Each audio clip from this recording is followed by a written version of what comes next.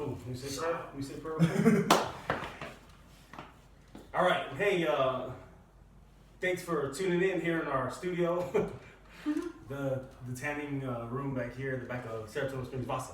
Anyways, so in our first video, so this video will be Friday the 19th, Friday the 19th.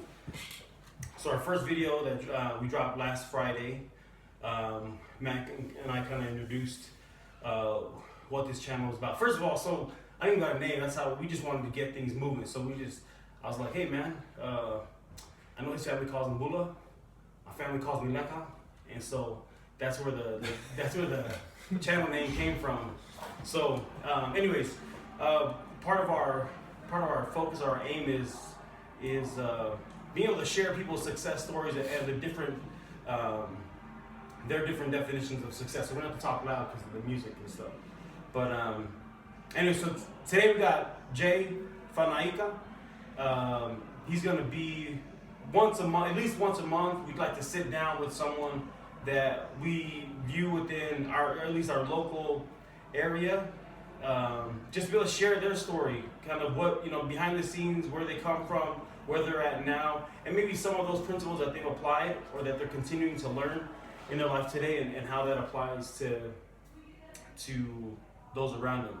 So, if you real quick, Jay, if you don't mind introducing yourself, and maybe how we connected, and then just a little bit, and we'll have some questions for you. Okay. My name is Jay Fanaika. First off, I'm just grateful to be here. Glad to be with these guys, Matt and Phil. How I met these guys is pretty much just on social media. Been following Phil for, it's been like 2 years since I got up to the U in 2014. And I helped you post and hate on the YouTube.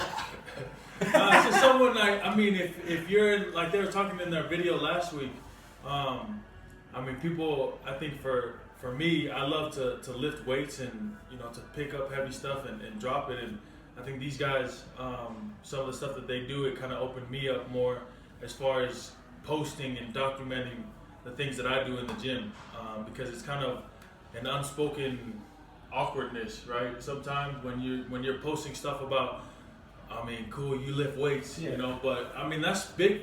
For me, that's confidence for me, and that's something that I wouldn't say, pride myself on, but I'm proud of that fact that I can do stuff like that. But I'm not gonna go brag about it. And that you're big as heck, so. It's the clothes I wear. And then you make everybody else in the gym look smaller than you, so there's definitely pride in that. So. But I've been following Phil for a few years now, and then Matt, I've been following him for probably about a year. But some of the lifting stuff that I've done is I wouldn't say it's a lot different than what you guys are doing, because you guys do more powerlifting. But as I was playing ball, try to stay away from a bunch of powerlifting just so that you don't get hurt and don't mess up your joints and stuff like that. But so tell us a little bit about, so you play ball where are you from? So you grew up in PG? I grew up in Pleasant Grove. I claim Pleasant Grove. I'm from Cali, but I claim Utah. It's just, this is where I call home. This is where I'm from. This is where my family has grown up. The most influence that I've had and that's impacted my life, I say it's happened in Utah, and I'm grateful for that. Going around in the church and just around the people here, it's been a blessing for me. And this is where I met my wife. She's from Linden, which is a smaller town. It's right there, right? It's right there. It's right next to Pleasant Grove. So, this is where I call home, and this is where I want my kids to call home. So this is what I claim. But I went to Pleasant Grove High School, graduated in 2010, and then following my senior year of high school, I went to Utah State and played up there for 2 years. Went on a mission, then came back and walked on over at Utah. Played there for 3 years. After I played at Utah, I was in the league, played for 4 different teams, the San Francisco 49ers, the Oakland Raiders, the Washington Redskins, and the Pittsburgh Steelers. So how was that experience? It's crazy. I think for me, if if I was a single guy and I didn't really have any, I mean, obviously I have family here, but if I didn't have like any ties here, I think it would have been a lot easier to leave Utah and to kind of focus on my craft and doing things that I want to do. So like, okay, talk a little bit about, because I find that interesting. Because so you know, I have a little cousin Bojay who he's doing great. He's coaching down at San Jose State right now, but he's also in the league. And I remember us sitting down one time, just kind of family were like, and when he decided, hey, I'm officially gonna step away from the NFL, I was like, yo, what? My dreams. Think about it though, right? It's tough because I mean, although you got responsibilities and you want to provide for your family and stuff, it's hard to be away. Yeah. No, I mean, I think that's one of the toughest things, because I think for me, and this is a concept that I've played with back and forth, is that, I mean, I love my wife. Don't get me wrong. Obviously, I love her because I married her. Yeah, Mother's Day coming up. Yeah, Mother's Day. You know, I gotta get something good. Dang, I'm gonna go shopping there, though. Let me know if there's any good places with some cheap clearances. No, but I think for me, when I had my daughter, that's when I really knew what love is. You know what I'm saying? And so, and what I mean by that is that, I mean, you'll never find me doing something, like you won't find me in a club, dude. Right? Sorry, man. I totally sidetracked. So you have two kids now? I have 2 kids. Okay. All right. So when I had my first daughter, same thing, dude. Same thing. When I had my first daughter, I was like, oh my, I did not. You know, people always, it sounds like super cliche. Parents always say, oh, it changed your life, whatever. Like, wow. But I had my first daughter, I remember feeling like, oh my gosh, like I can't believe how much I love this little girl. It's crazy. And then when we got pregnant with number 2, I was like, I don't know if I can love. I don't know if there's enough room in my heart to love another. Yeah. You know, how am I gonna do that? And then you have your, Right. and then you find that, you know, man, love just grows. But man, like I love my daughter, so I can see where you're coming from. Yeah. So I love my daughter so much, I couldn't imagine like how do I even love more than that? Yeah. You know, when I have another baby. So. No, I know exactly what you mean, man. And I think for me, once I have my son, I love my son, but my son came after. He was born in January, but my daughter was born right before my senior year in college. So, I mean, and when I was saying, you know, when I found out what true love is for my daughter, I mean, like, you will never find me in a random club at any time. You won't find me at a dinner unless my dinner's purpose driven. You know what I'm saying? So I think when my daughter was born, I became much more of a mission driven, you know, purpose driven dude. And that kind of led me to do a lot of things, like working on the side, because college athletes, I mean, they get paid bullshit, dude. Like, you make no money, especially if you have a family. You have to make, you know, ends meet. And I was living up here in Pleasant Grove and driving down to Salt Lake every day, so just on the gas. And I mean, it was tough. So I mean, I had to do things like work on the side and just pick up extra stuff that I could whenever I could get it. My wife's family, they started like a fencing company, and then they own a fabrication shop. So anytime that I could get in with them and do extra hours after practice or whatever, you know, they were willing to let me slide in and get some hours in. So, and I think that all came from the love that I have for my daughter, which is crazy, because that really not only solidified my purpose, but also gave me self-worth, right? And for me, that was just a small self-affirmation, because of how big that I think of my daughter. You know, I think obviously, and this goes for everybody. If you have your kid, you think your kid is the most beautiful thing that's ever happened to this earth. And so for me, you know, I kind of take pride off of my daughter, and she kind of laid a new level of a new standard, right? Yeah, a new level of expectation for me, and that gave me self-worth. That I believe, and gave me self-motivation, and gave me even more drive than I had before. And I think that even elevated my passion and my drive to get to the NFL. Because I mean, when you play sports when you're little, I mean, there's one thing that you want to do is to get to the professional level. And I think that when I have my daughter, I know that when I have my daughter, my elevation to accomplish that goal just it just drove up. Yeah. It just grew. So. What were some of the challenges? So like something that I mentioned Bojay before. So one of the stresses was just basically living out of a hotel, and then being activated 1 week, deactivated next week, activated 1 week, deactivated next week, and so, cause for me, Uncle Rico sitting from the side, I'm like, go do, you get this, go do it. But he talked about, real life, that was tough, and that was a big part of his decision. So the fact that your daughter, obviously, and your wife, that gave you that, hey man, they gave you the back against the wall, like, hey, I can't fail, right? How do you think that impacted, or was that a factor in your decision to officially step away from football? Yeah, being away from my family, it definitely was tough because, like I said, I was on 4 different teams. I was on one side of the country, and then I went all the way to the other side of the country, and this was in a matter of weeks. And I think that, like you said, Bojay, you're living in a hotel, no joke, because you never know. Like, I was on the practice squad, and so when I was in Washington, it was I tore my tendon in my wrist like the first day I got there, and I was there for a month. But I didn't want to say anything because you're like, dude, you're out because if you talk about your injuries, then they'll take care of you, send you off, put a Band-Aid, and then send you off. But you want to at least for me, I wanted to see how far I could get, and it was just bad timing, I guess. But I was living in a hotel, I was by myself. Everybody out there, they don't have the same morals. They don't have the same. And I'm not saying everybody has bad morals. No, I like how you say they're not the same. Yeah, it's just not the same. Yeah, not good or bad, just not the same. Exactly. So these guys, they want to go do stuff after practice or after the games or whatever, and it goes against what I believe. And how I want to structure my life and how I see me structuring my life. And like I said, when I have my daughter, everything that I try to do is purpose driven.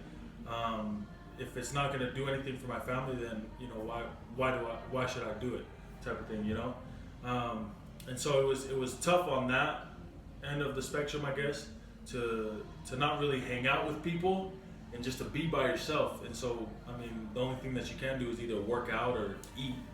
And so I was just working out all the time, but I had my torn tendon in my wrist. And then when it came down to the last week that I was there, I was running with the ones I was going to be activated because one of the guys got hurt. And so I figured, man, I'm not about to go on national television and look like a dude, like with my hurt wrist and whatever. I tried to go in and get a cast on. And they thought it was weird that I was asking for a cast when they haven't even heard anything about my wrist. And so the trainers looked at my wrist, and it's crazy because the next day is when I got released. The very next day. And they were talking to me about, and this is where you understand the business side of it, because everything is about the NFL. The NFL brings, obviously it does a lot of good. They have a lot of programs that helps out the poor and the needy, and they obviously. People love football. It brings families together, and does a lot of great things. But when you're in the business and you're not one of the main guys, I think it can really, really get at you as far as you're coming from a place where in college you do so well, and I guess you could say you're the man, right? And then you go to a place where it's only like a 0.1% of the people that play college, but you're in that 0.1%. And then you end up on the short side of the 0.1%, you know what I'm saying? So you're a part of that 0.1% that, pretty much the GMs and the coaches, they don't really care about you. Right, you're disposable. Exactly. Because every single year, new guys, younger cats are coming in, and these guys are willing. If you can find a younger dude that's willing to kill himself for your team because he thinks that this is what he wants to do and where he wants to go in his life, then they'll take those guys in a heartbeat, Which is a good thing. If you're like that, then good. Yeah. Hey man, salute to you for real. If you're like that, but for me, when I hurt my tendon, I came home. But it sucked though because when I was out there and I told them I tore my tendon or whatever, and they were looking at it, they're like, hey, don't say anything. We'll let us pass you on a physical because we're gonna keep you out here and then next week we'll sign you back on, or we'll just sign you back on whenever your wrist gets better. So we'll just keep you out here. You can rehab with us, do this, do that, and then you'll be good. And so the only way that they let me pass the physical is if I told them everything was good. You know, my whole body was good. And so I guess I was naive to think that they would actually bring me back, you know, because you can feel, I don't know, I guess I thought that they were like, hey, dude, they love me. Oh, they feel you up. I can do this, good, yeah. Right? Man, I'll be here. They said they're gonna pay for my rent for the next month, whatever, it doesn't matter. Nah, dude, the next day I was on a plane ticket back to Utah. Them dirty bastards, man. Did you dirty, man? Damn. But it's crazy though, because you know, obviously I am a true believer that everything happens for a reason. But I came back home and got surgery on my wrist, and it's a good thing that I did because my doctor, I got 2 opinions about my wrist, and my doctors told me if I hurt my wrist again to the same significance that I did before, it'll paralyze my hand.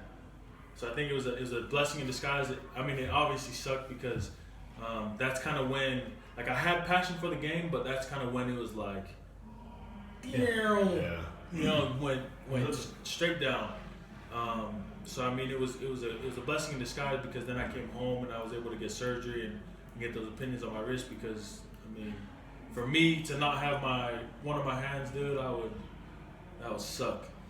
So what was that feeling like? Like you said, when they let you go, you went downhill. Like, how'd you feel then? F the league, F football, you know what I'm saying? Like, I didn't want anything to do with football because I was like the type that I put so much into football. I was just trying to get something. A little back. Yeah, just a little bit back because it's taken away so much of my life. I mean, in college. A lot. You invested. Yeah, You're invested exactly. into it. So I mean, for my investment, I wanted to try to get something back, and I did. You know, I was very fortunate to get what I did get out of it. Got a lot of relationships, made friends with a lot of great guys in the league. But you know, it's always that you kind of want to grab more. You know, gimme, and I was just lucky enough, and you know, obviously, I feel Heavenly Father was looking out for me, telling me, you know, this is not what you need to be doing, you know, and so I'm just grateful that I was able to come back home and to see the bigger picture. So a few things that you mentioned that I'd like to maybe we start kind of going in that direction. So one thing I really like, which I think could probably be a topic of conversation itself, but like purpose driven. Like, you know, what you do is you do it. You know, you don't go to a dinner unless there's a purpose to it, which I think that's huge. And then a little earlier you talked about, you know, kind of the weights, how we connected, you know, that way as far as like a mutual interest. Because it is like, if you start being, we talked about it last week, you know, when you start trying to be outside of the normal, you just want to, hey, I want to grow and I want to be outside the normal. I thought Matt said it best, where you got people within your family sometimes or in your close circle that be like, man, who's Matt trying to do something that no one's ever done before? He's just like us. He is just like us. So who is he trying to step outside or step up? Why is he trying to get a good body? Yeah, why is he trying to get a good body? He can stay like us. Yeah, dude. Be like us. Be like us. But so I think that's like I like the way that's phrased because that's pretty much crabs in the bucket, right? Everybody, they want you to get up. Trying to put you down. Yeah, they want you to get up, but not high enough to get out. Right. You know what I mean? Yeah. So and then doing things with being purpose driven. So tell me a little, you know, just based off your experience and looking back, you know, with your college career, for example, that's a project, in fact, that actually kind of tied into this right here, the project that you're currently, you don't have to go into it, but of how you want to give back to your college athletes, give back to your community. Maybe talk a little bit about how all that experience is adding to your purpose right now, like maybe some of the drivers as to what you're trying to do now. So, you know, right now, like I said, and like Phil was saying, you know, everything that I try to do is purpose driven, you know, down to everything that I do. So right now we're trying to put together a program that's focused on high school athletes to be mentored by college athletes, and I think that what I've seen as far as, you know, a parent can tell their child from Pleasant Grove, and this is just from personal experience, but I can get a parent that'll tell their kid to do something. I mean, for example, they can tell them to run 5 bleachers every day, for the next 10 days or whatever, to get ready for camp. And they can talk to their kid till they're blue in the face. Their kid's not going to change the way that they think, and they're not going to really listen. But if someone like me, I guess, I don't mean to say that pridefully. No, when I was in high school, dude, if one of the even if one of the Utah players came, if anyone was like college level athletes came back and were to show interest and support, dude, absolutely, that's huge. Man. Dude, it's mind blowing how much impact it has that you don't understand. So I think with this program, that's what we're really aiming to do, is to try to get these high school athletes exposure to these college athletes. So the college athletes, and this can go from football, volleyball, basketball, cheerleading, anything, any type of role that a college athlete can hold for a better purpose for a high school athlete. That's the purpose of this program that I'm trying to put together. And these guys are going to be a part of it, and I think that's key, because you get models within the society that are structuring and governing this program. It'll help college athletes as well to stay accountable to the community. It'll help the college athletes to want to give back more, because they know the people that's inside the community, right? And so it'll keep them wanting to and motivated to step out and to reach out to these high school kids, because nowadays, I don't know if you guys seen like this Netflix series called 13 Reasons Why, but it's based on. I'm one episode in and dude. Yeah, dude. It's based in high school, and if high school is really like that nowadays, we need better influence. They're gonna need every influence that they can get. So if we can expose these high school athletes to college athletes, if we can expose them to psychiatrists, right? If we can have just like a positive role model. Yeah, right? a positive role model that can come in and I say psychiatrist because maybe a psychiatrist can come in and show these kids how they have trained professional athletes or college athletes to get ready for a game. 23 minutes. And to get ready or to how to handle a loss, what the right way is to do that, and how to be a better teammate. It's those types of things that these kids need to learn and that they need to know, so that it can help elevate them to success, whether it be in college sports or not. So something that because as we've been talking about trying to do something, the same type of impact. We're trying to like, how do we what does that even look like for us? And so we've kind of envisioned, how we want to make our ultimate impact in the end, and this channel being one of the hows for us to get there. And then having conversations with you about this very project, about how you're connecting people, and then using people in the community as well, and trying to kind of create that cycle. That helped me anyways, really kind of identify, I want to be able to create the opportunity to connect. And that's exactly what brings you here right now is how do we connect with people? Because there's so many, because we're both big followers of, like, one influencer is Gary Vaynerchuk, for example. I love the dude's fire, that dude's real and he's raw. But sometimes we don't have to look to New York, Gary Vaynerchuk for those success stories, dude. We can look right here, dude. Like, we can seriously look right here. Right here! As some of those success stories. And I think, for someone like me who's on the outside looking in at, man, these niggas played in the NFL, played D1, and all this. But they don't know all of the obstacles. And sometimes that feels like, man, he can't relate with me and I can't relate with him because he's been at such a higher level.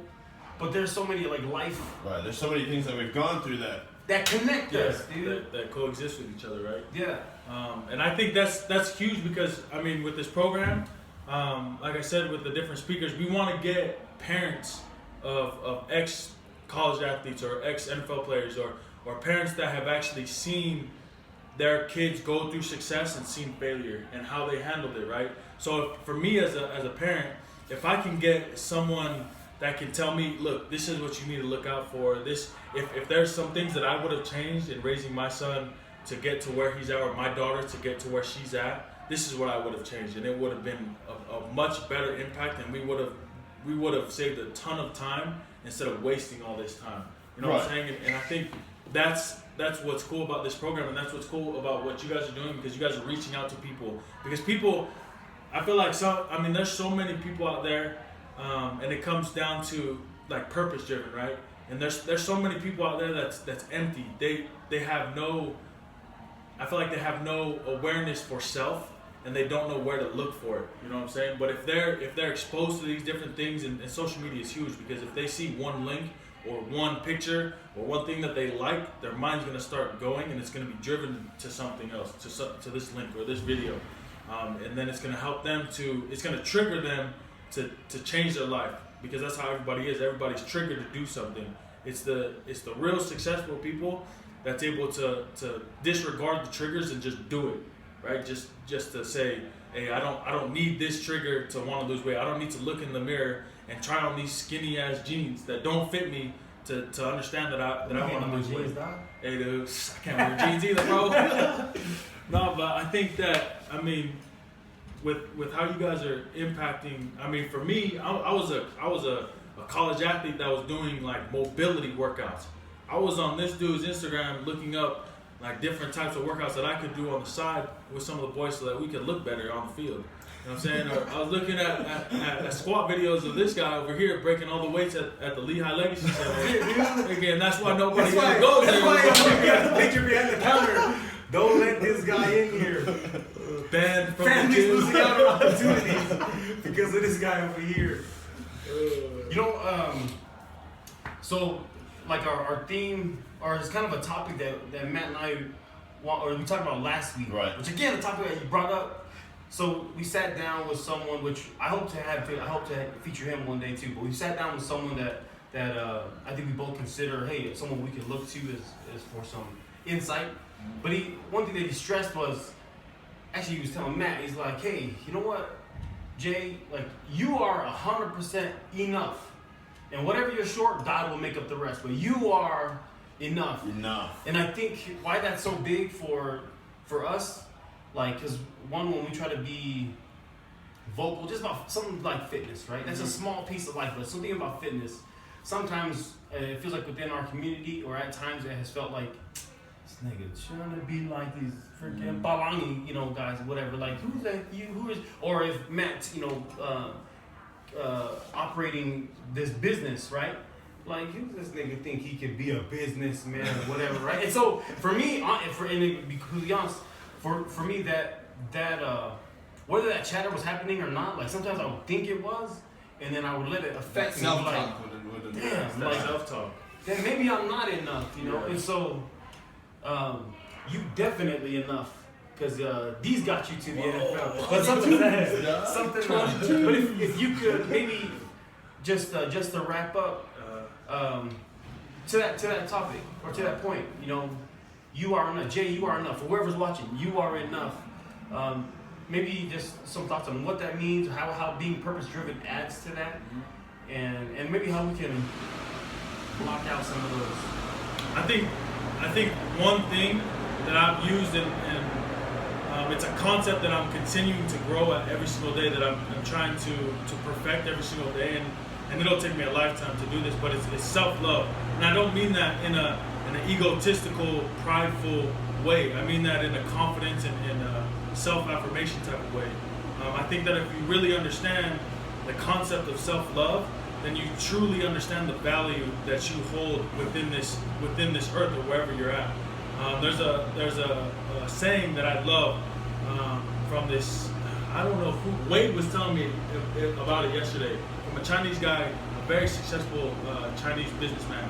He said that if you are able to be in the right place at the right time, doing the right thing with the right people, and I think for me, that's what makes me driven, is to try to get and to find those right places with the right people at the right time. I think for me, with the concept of self-love. If you're able to truly understand your value that you hold, because like I said, you wouldn't be here. If you're able to understand that you're a child of God and that He has a purpose for you here on this earth, you just have to find that purpose, or you wouldn't be here, right? If you didn't have a purpose, you wouldn't be here. So I think that if you can truly understand the value in that and stay away from the people who are trying to tear you down, because like I said, like Matt was saying, self-talk. I mean, you do that to yourself enough. You know, I mean, I know for me, I go to the store and try to buy like some jeans or some pants or a shirt, and I'm like, the first thing that comes into my mind is like, dang, dude, you need to get a bigger shirt, or you need to get some bigger pants. And it's that self-talk that if you're able to train yourself to flip that, and to say, you know what, this looks cool. You know, it's a little tight, but hey, you look good. You look good. Go ahead and wear it. But I think if you're able to really understand the value that you hold and in yourself, then that'll change your purpose. No, but you're able to change your structure of the way that you live your life. And I think for me, that's what I've had to deal with. Like when I was in the NFL, like you were saying, you know, when Bo-Jay decided to step away, you're like, what are you doing, dude? Like, this is the lifetime. You're living our dream. I mean, but it's like you're doing something that you're trying to train your mind to just get through it, but your heart's not in it. And I totally believe in the power of the mind getting through things. But if your heart's not in it and you don't feel a purpose in being there, it's not going to be worth anything to you. Well, that's where purpose-driven comes into play, right? Is that your purpose? Yeah. Your purpose. And so, I mean, that's how I felt. Like, I'm playing for a company, the NFL, who's so willing to get rid of somebody and replace them just like that. For me, I don't want to work for anybody that's like that. You know, if there's one thing that I can do, I want to be able to change a person's life and actually hold interest and value in that person. And that's what drives me to do. And I think, and I love how you guys said that you guys really look up to Gary Vee, because I do as well. And there's one thing that I've learned from Gary Vee is that he said that he's selfish in the fact that he loves helping people. And the feeling that he gets in return from that is what he really strives for. He says that's like when he's at his pure joy. Right. It's not the money. It's not the money. It's not. Right. He has everything. I mean, Right. he owns the Jets. Right. You know what I'm saying? He has all this stuff. He has all this superficial stuff that we would say he loves himself because of that. But no, he loves himself because of the way that he makes other people feel. And that's how I feel. You know, I love how, and that's selfish of me because I love making people feel good because that makes me feel good. Yeah. And I think that just adds value into my life. So I mean that's pretty much it. Dude, man, love, dude. Thanks for letting me Thanks, on. man. Hey, for everybody out there, so takeaways from today. One, being purpose-driven, right, in everything. So I love how Jay shared that. And then just kind of back to the original. You are enough. Good enough, man. You are 100% enough. Thanks for watching. Share, subscribe, like, post.